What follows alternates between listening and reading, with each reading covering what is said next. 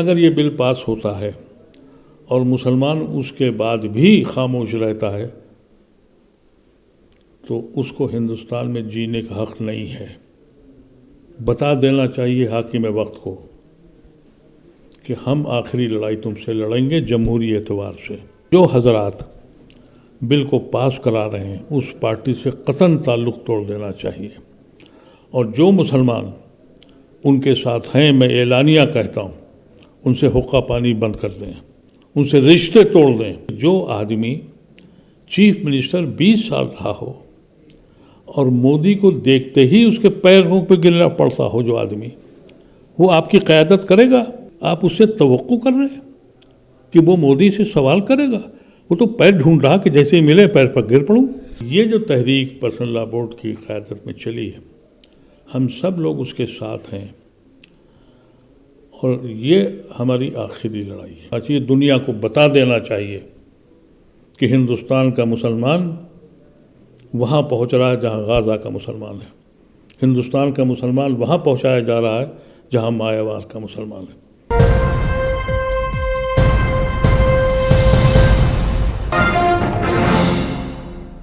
وقف پر اگر ہم بات کرتے ہیں، اس کو لے کر پلاننگ کی جا رہی ہے۔ معلوم ہی چلا ہے کہ عید کے بعد وہ بل ٹیبل ہوگا پارلیمنٹ کے اندر، جس کو لے کر کے وقف بورڈ نے پروٹیسٹ شروع کیا۔ پہلا پروگرام دلی میں کامیاب پروگرام رہا، پٹنہ میں ہوا۔ تو کیا کہنا چاہیں گے وقف بورڈ کے اس قدم کو، اور کتنا اس کو آگے بڑھانا چاہیے تاکہ خاص طور سے ان لیڈرز پر جو شامل ہیں سرکار میں ان پر اثر پڑے، چاہے وہ نتیش کمار ہوں، چاہے وہ چندر بابو نائیڈو ہوں؟ دیکھیے، ہندوستان میں جتنے بھی ستم ہم پہ ڈھائے گئے، یہ سب سے بڑا اٹیک ہے۔ ابھی تک انڈیویجلی مسجدوں کو، انسان بچوں کو جیلوں میں ڈال رہے ہیں، لیکن یہ جو وقف کا بل آیا ہے، آپ کی نہ مساجد بچیں گی، نہ خانقاہیں بچیں گی، نہ درسگاہیں بچیں گی۔ یعنی آپ اپنے دین کو بھی، اپنی دینی معاملات بھی نہیں کر سکتے ہیں۔ یہ جو تحریک پرسنل لا بورڈ کی قیادت میں چلی ہے، ہم سب لوگ اس کے ساتھ ہیں، اور یہ ہماری آخری لڑائی ہے۔ ہو سکتا ہے کہ میں اس وقت تک زندہ نہ رہوں، لیکن اگر یہ بل پاس ہوتا ہے اور مسلمان اس کے بعد بھی خاموش رہتا ہے تو اس کو ہندوستان میں جینے کا حق نہیں ہے۔ بتا دینا چاہیے حاکم وقت کو کہ ہم آخری لڑائی تم سے لڑیں گے جمہوری اعتبار سے، اور اگر نہیں ہے تو ہم کو الیکشن سے ہٹ جانا چاہیے۔ ہمارے نام پہ تو الیکشن ہوتا ہے، ہمارے نام پہ ہی پولرائزیشن ہوتا ہے نا۔ آخری حربہ یہ ہونا چاہیے، دنیا کو بتا دینا چاہیے کہ ہندوستان کا مسلمان وہاں پہنچ رہا ہے جہاں غازہ کا مسلمان ہے، ہندوستان کا مسلمان وہاں پہنچایا جا رہا ہے جہاں مایاوار کا مسلمان ہے۔ ہٹ جائیں، بالکل الیکشن میں حصہ لینا بند کر دیں، اور جو حضرات بل کو پاس کرا رہے ہیں اس پارٹی سے قطعاً تعلق توڑ دینا چاہیے، اور جو مسلمان ان کے ساتھ ہیں میں اعلانیہ کہتا ہوں ان سے حقہ پانی بند کر دیں، ان سے رشتے توڑ دیں، اس لیے کہ ان کی M L A, M P اور ایم ایل سی اور چیئرمینی جو ہے ہماری قوم کی قبرستانوں کو، خانقاہوں کو، مسجدوں کو چھین رہی ہے، اور تم اس کے اوپر بیٹھ کر اپنا M P M L A بنے ہو تو تم پہ لعنت ہے، تم سے ساتھ تعلق نہیں رکھنا چاہیے۔ بالکل واضح الفاظ میں میں اس اوپینین کا آدمی ہوں۔ تمہیں کتنے دن ایم ایل سی مل جائیں گے؟ اب بہار کا مثال ہے، اگر نتیش کمار ساتھ نہ دیں، مجھے تو ڈاؤٹ ہے کہ وہ دیں گے، اس لیے کہ انہوں نے 370 بھی پاس کرایا تھا، انہوں نے NRC بھی پاس کرایا تھا، انہوں نے ٹرپل طلاق بھی پاس کرایا تھا، وہ یہ بھی پاس کرائیں گے، اس لیے کہ جو آدمی چیف منسٹر 20 سال رہا ہو اور مودی کو دیکھتے ہی اس کے پیروں پہ گرنا پڑتا ہو، جو آدمی وہ آپ کی قیادت کرے گا؟ میں ان مسلمانوں سے کہنا چاہتا ہوں جو نتیش کمار کے ساتھ ہیں کہ تمہارا قائد، اس کی حیثیت یہ ہے کہ موقع نہیں چھوڑتا کہ مودی کے پیر پہ نہ گر پڑے، وہ تمہاری حفاظت کرے گا۔ تم کیا سمجھ رہے ہو اس کو؟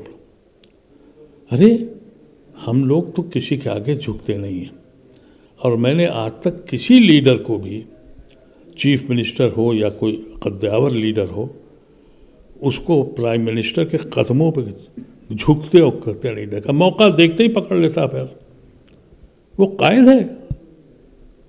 وہ اس آدمی کو آپ کہہ سکتے ہیں کہ وہ اس قابل ہے کہ چیف منسٹر بنے؟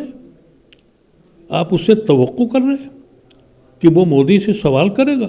وہ تو پیر ڈھونڈ رہا کہ جیسے ہی ملے پیر پر گر پڑوں.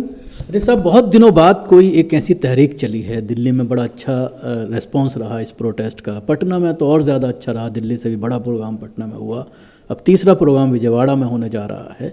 تو کیا کہنا چاہیں گے؟ کہیں نہ کہیں جو بہت دنوں سے ایک گیپ تھا کہ لوگ سڑکوں پر نہیں اتر رہے تھے، اور سوال آپ بھی کر رہے تھے بار بار کہ مسلمانوں کے مسائل جب تک حل نہیں ہوں گے جب تک آپ اپنے سنویدھانک حق کا ادھیکار کرتے ہوئے سڑکوں پر نہیں اتریں گے.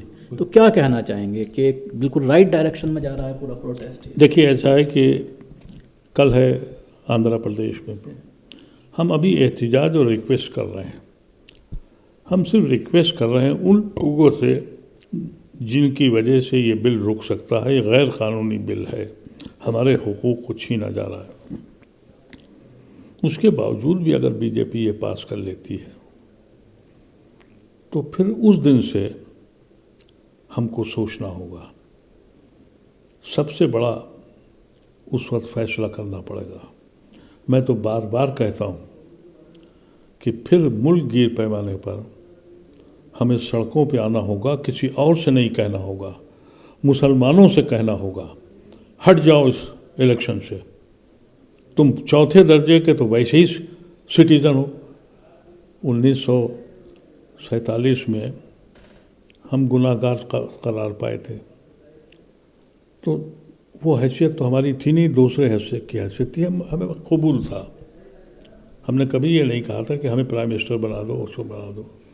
ہم صرف عزت چاہتے تھے کہ عزت کے ساتھ رہیں. آج ہم کس نمبر پہ ہیں؟ چھٹے پہ ہیں یا 7ویں درجے کے ہیں؟ پھر بھی الیکشن کا شوق ہے.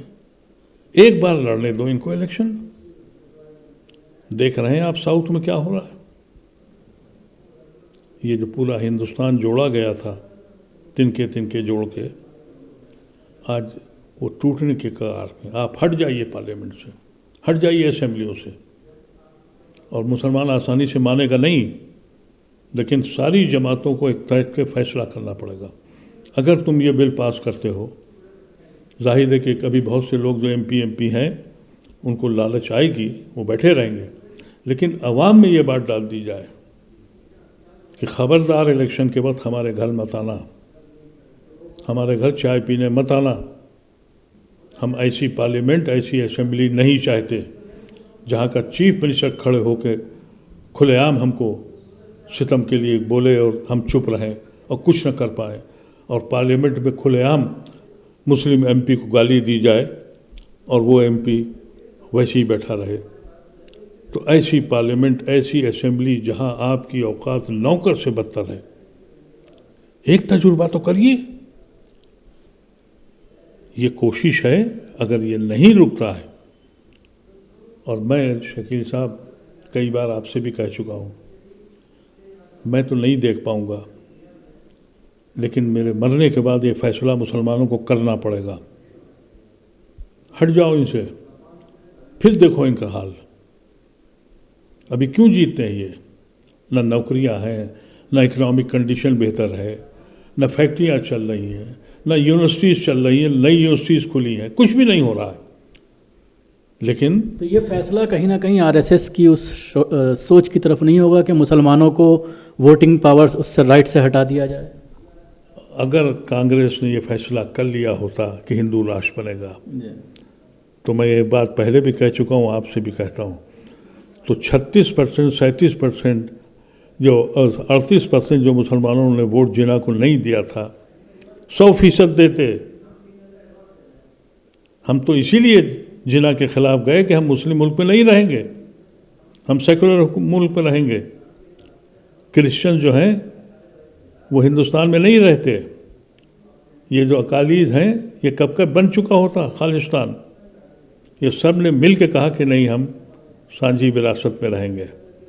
اور جہاں تک آپ یہ کہہ رہے ہیں کہ आरएसएस का, अगर आरएसएस की बात मान ली होती नेहरू ने तो ये एक हिंदुस्तान नहीं होता। साउथ इंडिया आ जाता आपके साथ, नॉर्थ ईस्ट आ जाता, पंजाब का सिख आपके साथ आ जाता।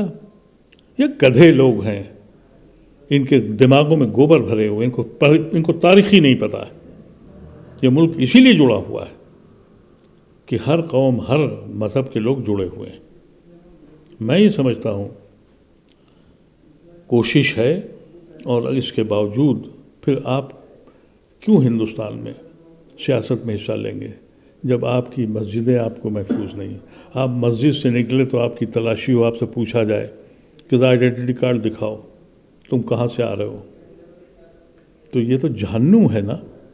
भाई हम हट जाते हैं, हमें अपना कारोबार करने दो, मजदूरी करते हैं मजदूरी करेंगे, तुम अपनी सियासत करो, लड़ो। ये एक वक्त आएगा शकील साहब, और अगर बिल नहीं पास होता है, मैं तो आपके ज़रिए और दुनिया में जाके हाथ जोड़ के कहूँगा कि इस मुल्क में हमारा हिस्सा नहीं है, हम ग़ुलामों की तरह रहते हैं, इसलिए हम वोट भी नहीं देंगे। और गुलवालकर और सरवारकर के ख्वाब को पूरा करके देखो, 5 साल भी अगर ये मुल्क चल जाए तो फिर जो मर्जी हो कर लेना।